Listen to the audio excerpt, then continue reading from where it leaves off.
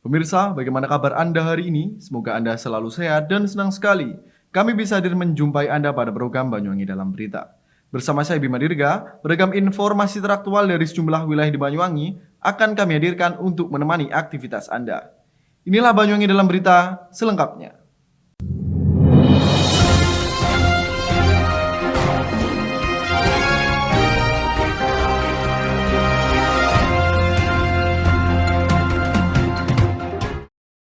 Mengawali berita hari ini pemirsa, puluhan warga Dusun Krikil yang sampai saat ini masih terisolir akibat terdampak ambruknya jembatan Carangan yang menjadi penghubung dua desa di wilayah Kecamatan Glenmore kini mulai berinisiatif membuat alat bantu untuk pendistribusian sejumlah sembako. Meski terbatas, namun alat bantu berupa katrol manual tersebut cukup membantu warga dalam memenuhi kebutuhan sehari-hari. Pemirsa, memasuki hari keempat pasca ambruknya jembatan Carangan yang menjadi akses penghubung dua desa di wilayah Kecamatan Glenmore membuat puluhan warga RT 01 RW 02 Dusun Gunung Krikil, Desa Tegalharjo yang kondisinya masih terisolir kini mulai berinisiatif membuat alat bantu berupa katrol manual untuk proses pendistribusian kebutuhan pokok yang sempat tersendat. Terhitung sejak hari Sabtu, katrol manual yang diikat dengan tali tampar ukuran sedang tersebut kini menjadi alat bantu yang sangat diandalkan warga untuk memasok kebutuhan pokok dari dusun seberang selama mereka terisolir. Mulai dari beras, gas LPG sampai dengan sayur mayur bisa diseberangkan dengan mudah hanya dengan satu tarikan.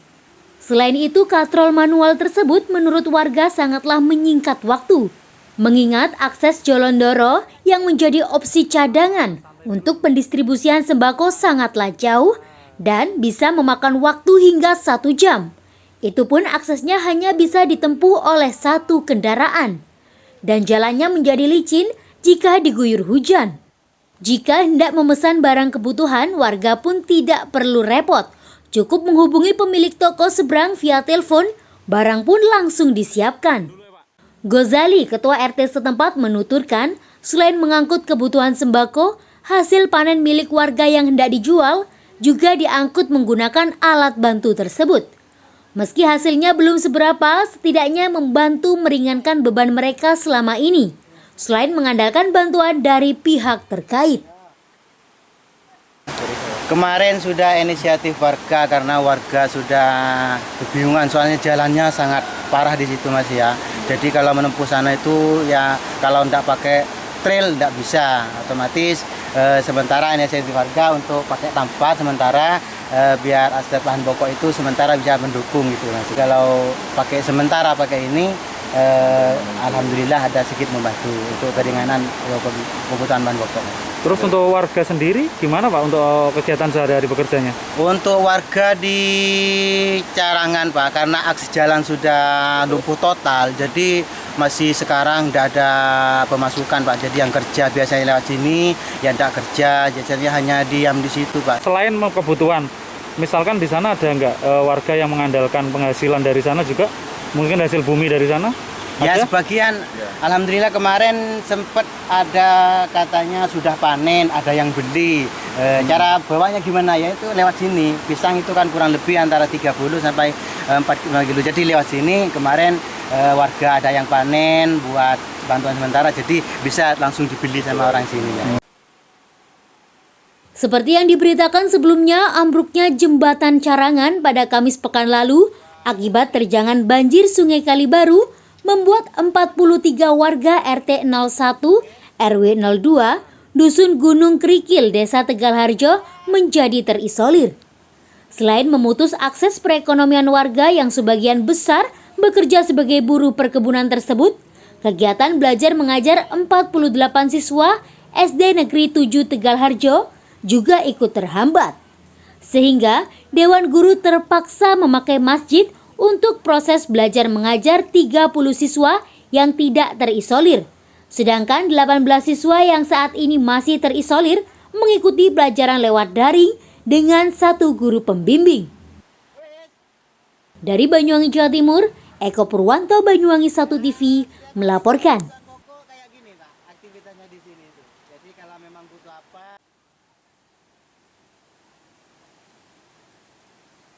Teknologi komunikasi dan informasi berkembang mengikuti perkembangan zaman. Tentunya sangatlah penting dalam memerhatikan sebuah pemahaman. Dengan ini, Fakultas Dakwah dan Komunikasi Islam IAIDA Blok Agung Senin pagi mengadakan workshop jurnalistik dengan tema membentuk jurnalis yang kreatif anti-hoax. Dengan tujuan membentuk karakter mahasiswa dalam memahami berita dengan kaidah yang baik dan benar, serta dapat berwawasan global dalam dunia sivitas akademika.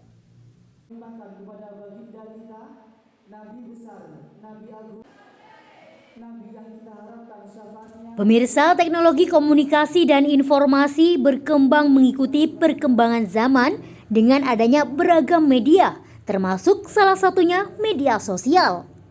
Kemudahan serta efisiensi yang ditawarkan media sosial dalam penggunaannya menjadikan media ini menjadi wadah penyebaran informasi yang sangat berpengaruh kepada masyarakat.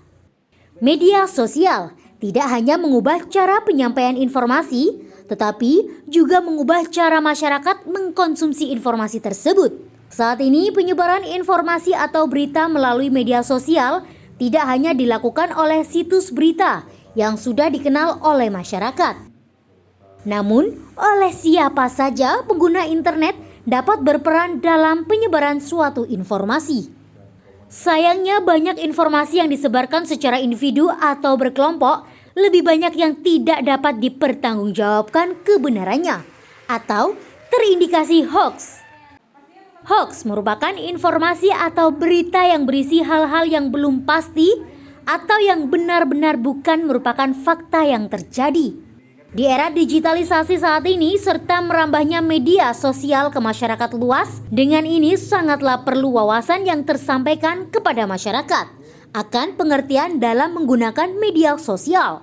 Momen penting ini pun sengaja diselenggarakan oleh Institut Agama Islam Darussalam Blok Agung, Desa Karangdoro, Kecamatan Tegalsari pada Senin pagi 22 November 2021. Mengadakan workshop jurnalistik dengan tema membentuk jurnalis yang kreatif anti-hoax. Diikuti dari Fakultas Dakwah dan Komunikasi Islam, Prodi Komunikasi dan Penyiaran Islam, serta Bimbingan Konseling Islam. Dengan jumlah peserta 150 mahasiswa.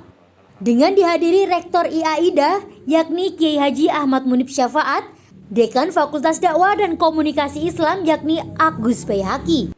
Acara ini sekaligus penandatanganan MOU IAIDA dengan Banyuwangi 1 TV, Radar Banyuwangi, dan Times Indonesia, serta pemateri pemahaman ilmu jurnalistik dan media massa.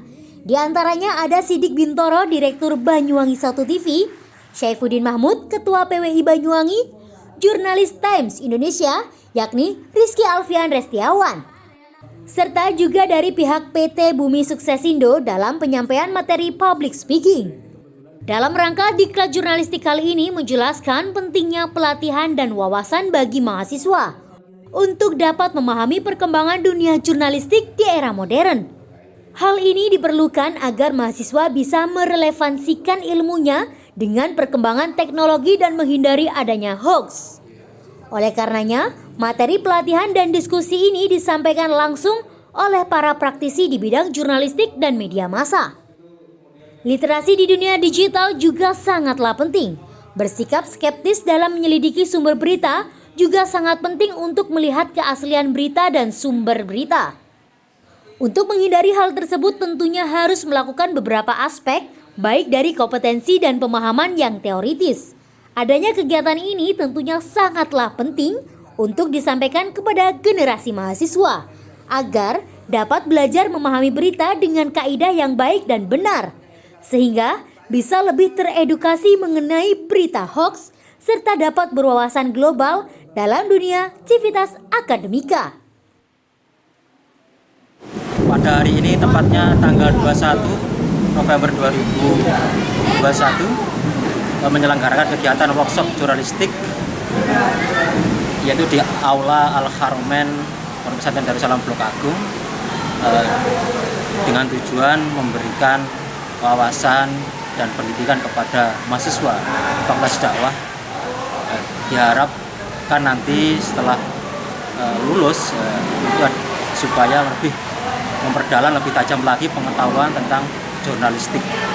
Ya, sementara ini adalah kegiatan yang diselenggarakan oleh Prodi KPI dengan support by atau disponsori oleh PT BSI, PT Sukses Indo, yang hari ini telah memberikan perhatian, dan kami selaku panitia mengucapkan terima kasih atas partisipasinya atau bantuannya untuk penyelenggaraan kegiatan pada siang hari ini.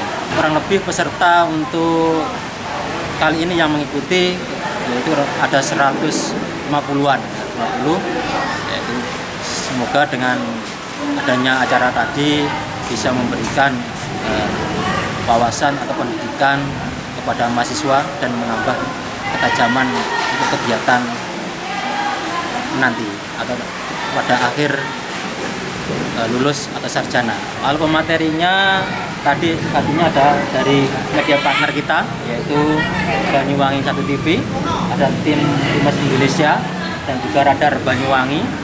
Ya, diharapkan dengan narasumber tadi bisa memberikan lebih tajam lagi tentang kegiatan tentang jurnalistik yang diperoleh oleh adik-adik mahasiswa KPI YAIDA.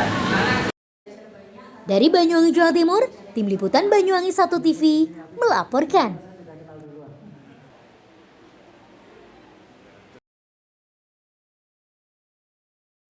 Ratusan sopir truk logistik se-Banyuwangi menggelar aksi unjuk rasa di depan kantor Pemkab Banyuwangi Senin siang. Mereka memblokade akses pintu keluar masuk Pemkab Banyuwangi, menolak pemberlakuan aturan overdimensi overload atau ODOL yang dikeluarkan oleh Kementerian Perhubungan karena tidak bisa melakukan uji KIR. Jika tuntutan tidak terpenuhi, mereka berencana akan melakukan demo dan mendatangkan massa yang lebih besar lagi. Pemirsa, sebanyak 500 sopir truk logistik yang tergabung dalam Konfederasi Sopir Logistik Indonesia atau KSLI menggelar aksi demo di depan kantor pemerintah Kabupaten Banyuwangi, Jawa Timur pada Senin siang. Tiba di depan kantor Pemkab Banyuwangi yang ada di Jalan Ahmad Yani, mereka langsung melakukan orasi menolak pemberlakuan aturan overdimensi overload atau ODOL yang dikeluarkan oleh Kementerian Perhubungan karena dianggap memberatkan sopir dan tidak bisa melakukan uji KIR atau uji kelayakan dari kendaraan secara teknis. Selain itu, pengangkutan barang karena pembatasan overdimensi overload menyebabkan proses pengiriman barang tersendat dan akan mengganggu pertumbuhan ekonomi. Setelah berorasi, beberapa perwakilan sopir truk dipersilahkan masuk ke kantor Pemkab melakukan mediasi dengan pelaksana tugas atau PLT Kepala Dinas Perhubungan Banyuwangi dan perwakilan Balai Pengelola Transportasi Darat atau BPTD Banyuwangi untuk menyampaikan aspirasinya. Merasa tuntutannya tidak dipenuhi, para sopir marah dan memblokade akses pintu masuk dan keluar Pemkab Banyuwangi dengan memarkirkan truk mereka. Tidak hanya itu, bahkan sejumlah jalan di kota juga diblokade hingga merepotkan para pengendara lain. Sampai bulan Oktober kemarin tahun 2021 kami masih diperbolehkan KIR. Artinya mobil yang kami panjangkan tadi yang dinyatakan dengan overdimensi atau melanggar undang-undang itu kan awalnya disetujui oleh pemerintah, disuruh mengeluarkan surat izin uji KIR gitu. Nah, kenapa saat ini itu tidak diperbolehkan? Kemudian mobil yang tahunnya tua-tua itu harus dipotong, mobil yang tahunnya muda-muda tetap diperbolehkan. Ada apa ini? Sementara kami yang bekerja yang hanya mampu membeli mobil bekas tidak dapat bekerja karena tidak boleh KIR sampai saat ini. Nah, hari ini kami minta sembari perwakilan kami, alhamdulillah kami mengucapkan terima kasih. Perwakilan dari kami akan diajak ke Jakarta untuk bisa langsung menyampaikan aspirasi kepada kementerian terkait. Satu, itu yang kami apresiasi. Yang kedua, kami minta teman-teman yang sekian banyak, yang ratusan bahkan ribuan yang tidak dapat bekerja mulai bulan November mulai diterapkan tidak boleh melakukan uji KIR, otomatis kan mereka tidak bisa memenuhi kebutuhan pokok keluarga, Pak. Maka hari ini mereka meminta sembari peraturan itu dari pusat nanti dirubah atau direvisi ataupun digagalkan, mereka minta supaya ada kebijakan dari daerah. Setelah melakukan koordinasi dengan pemerintah pusat, Dinas Perhubungan Banyuwangi, dan Balai Pengelola Transportasi Darat Banyuwangi akan memfasilitasi perwakilan para sopir truk logistik dengan Kementerian Perhubungan di Jakarta untuk menyampaikan aspirasinya. Meski tuntutan masih belum dipenuhi, para sopir truk logistik berencana akan melakukan demo dengan mendatangkan massa yang lebih besar lagi. Para peserta demo kemudian membubarkan diri dengan pengawalan ketat pihak kepolisian. Kendaraan yang sudah berusia lama, tetapi karena sudah saya catat usulan-usulannya semuanya berkaitan dengan kebijakan pusat, maka monggo tadi ada permintaan untuk difasilitasi ke Jakarta. Saya sudah bisik-bisik Pak Kasih, mohon nanti teman-teman bisa difasilitasi menemui di Direktorat Perhubungan Darat. Nah sekarang monggo bagaimana cara evaluasi peraturan itu. Prinsipnya teman-teman tidak menolak aturan, tetapi ada solusi gitu Bapak Yudi ya. Jadi saya terima kasih Pak. Jadi kamilah wakil dari Bupati itu. Tujuannya adalah menyampaikan aspirasi dan sudah kami temui. Jadi menurut saya cukup sampai di sana saja. Semoga silakan. Dari Banyuwangi, Jawa Timur, Tim Liputan Banyuwangi 1 TV melaporkan.